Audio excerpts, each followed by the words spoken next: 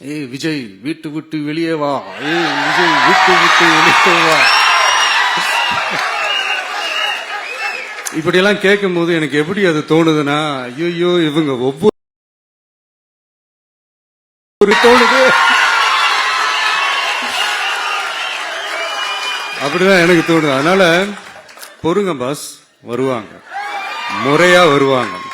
ஓட்டு போடுற அன்னைக்கு ஓட்டர் ஐடிய கையில் எடுத்துக்கிட்டு ஒவ்வொரு வீட்டில் இருக்கிற ஒவ்வொரு விஜயும்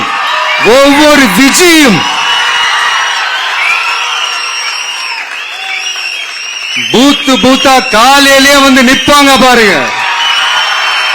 அன்னைக்கு தெரியும் பாருங்க, ஏண்டா இந்த விஜய கூப்பிட்டோம்.